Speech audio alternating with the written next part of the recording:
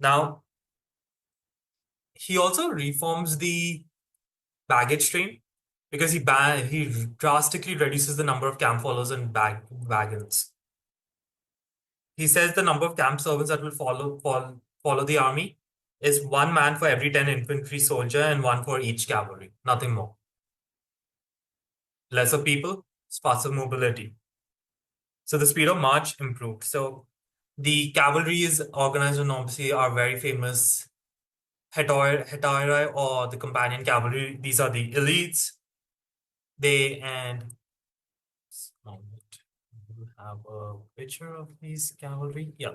So these are like, without stirrups, but are still the finest horsemen in the Greek world at this time, and even probably the world with the spears. And they are going to become the famous hammer to the tactics that Alexander will be using. So they were in squadrons of 200 men, and the royal squadron, which commanded by the king, would be 300 strong. Later, you would also have the Thessalian heavy cavalry, which was after Philip manages to capture the area of Thessaly and subjugate it. And they would be providing the bulk of the allied cavalry. So, together, these two units are the top notch and most of the cavalry that the Macedonians used. The foot soldiers is where we start to see Philip's reforms really start to take place. As we've discussed, the hoplite was a heavy infantryman. He had now this is the Pheasantyroi, which was a standard unit. This is kind of more akin to what a hoplite would look like. Right? He had a big hoplon, metal breastplate, shin pads, and usually they would also have greaves. They had a helmet, spear, and they would also be having like a dagger and a sword as well. But the entire gear together is about 25, 30 kgs. Right? The shield itself was quite a brute knocking force. So what Philip does is he reduces the armor that the foot companions of the Pheasantyroi will wear. So they just have more of a linen tunic, as you can see here, a much smaller shield than their hoplite brethren, and more importantly, they get the sarissa, as you can see here at this part, like this part of the image. It is not a spear.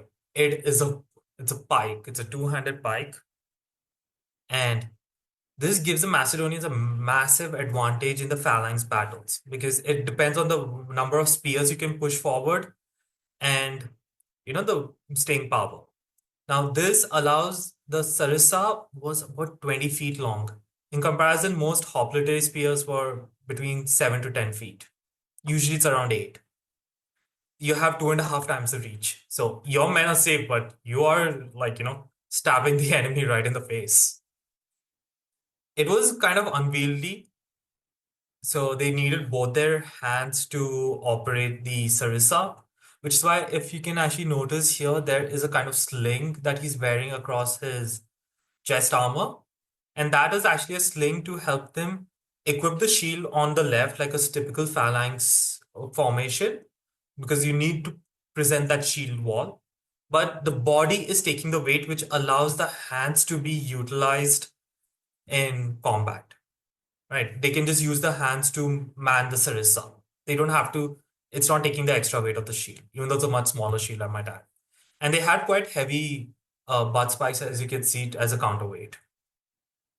Now, when the Macedonian phalanx will engage, the first five ranks are going to put their spears down, and and everyone else will be holding in varying degrees from 45 to 90 degrees and move forward.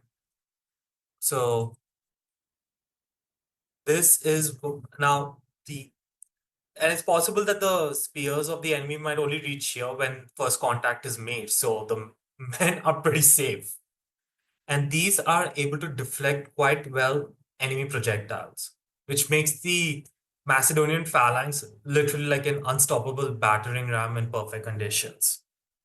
I mean, for Yes. audience members who maybe don't know ancient Greek warfare as much, overly simplifying, what Philip's done is he's made basically the Phalanx 2.0. He's kind of Pretty much. perfected it, basically. And any other phalanxes that all the other Greek city states have their own variations, but they're pretty much similar in scope. They, They were actually, the difference is he went lighter for longer Yeah. weapons, whereas most Greek states, when they were reforming their phalanx, it just went for more heavily armed men.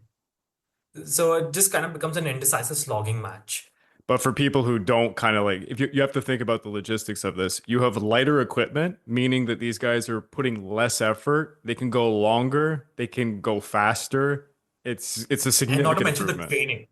Yeah. They trained throughout the year. This is the first professional army, at least in the Western world, that you could say, right? Because I don't know about ancient China and such. Mm. Because most kingdoms, nations, right, you'll just have a small elite guard and the rest are your citizen militia. Hmm. Hmm. Even Rome is not going to professionalize its army for another 200 years. Yeah. Now, this is one unit, and then this is the representation of the hypaspists. These are the top notch, the elites. Now, while they are equipped exactly like a hoplite, they are way more fit, they are way more capable. And I think the best way was when we could do maybe a future Alexander the Great series. These guys, the way Alexander would utilize them as kind of like special forces rather than anything else. They would be able to march like 60, 65 kilometers in the desert, obviously without the armor. They would be the first forces breaking into sieges, and they are more flexible than a traditional hoplite in the way that they fight, which gives them an added edge to be used as also shock troops. Now, there's another great thing that I have to say about Philip is his diplomacy. He was very opportunistic and smart with diplomacy. As eager as he was with campaigning with his army to beat back his enemies, he took diplomacy with equal vigor and was quite successful. So, through diplomacy and interventions, he knew when to make peace with his neighbors of the various tribes around Macedonia, the Thracians, or the Thessalians, or the Athenians. Now, that is why I think he was able to make Macedonia that the power that would become that. One moment. God damn it, I had a great picture. Yep. So if you count all the red and Thessaly, that is what he made Macedonia at the time of Charoneia. He would know when to engage diplomatically and make peace, close down a front, focus on the enemy, and when to opportunistically outmaneuver his opponents. Now, this actually is pretty key in the build up to the Caronia campaign. Now, what happens is the Third Sacred War takes place. So, this is a war between the Phocian Confederation, which is around here, somewhere just near Thebes, right? Because the Amphictyonic League, which is a pan-Hellenic religious organization, which, they monitor and keep sacred all the sacred sites. So, like, the Temple of Apollo at Delphi, right? That's the biggest one. As I think I'll just also add a picture of. So yeah, this is like Delphi, which is the most sacred site for uh the Greeks, where you had the Pythia, who would be your soothsayer and everything. So the fine was put on to the Phocians for the illegal cultivation on sacred land, and the Phocians said, "Yeah, we are guilty of it," but they refused to pay because the fine was just they just could not afford to do it. Now, what the Phocians did was they said, screw it. They raided the temples and all the sacred sites, and they plundered it, got the money, and hired a large number of mercenaries to, you know, defend it. This was on the urging of Philomelius. He was a citizen, and he was the one who kind of pushed this idea forward. And the ultimate goal of the Phocians was to take control of the Amphictyonic League, and they'll take the control of the league, and then they're going to be like, "Yep, we're just gonna forgive ourselves." Pretty good strategy. So Philomenes would be, appointed as a general for the Phocian armies, and he would be supported by Onaramakos, and these two would actually be pretty capable generals. And so in 356, 357 BC, you have this third sacred war starts. Now, the first two phases of the war, I'm not going to get into because that does not concern Philip. But the Phocians generally just held a pretty successful campaign against everybody. And, this was a league that included the Boeotian League, Thebes, Thessaly, Doris, and others.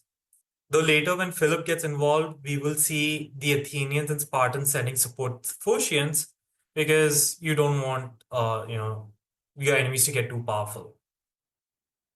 Now, in 354 BC, that's where our boy Philip comes into power. Now, the Thessalian Confederation, right? So this entire league, right? So they're a confederation of states.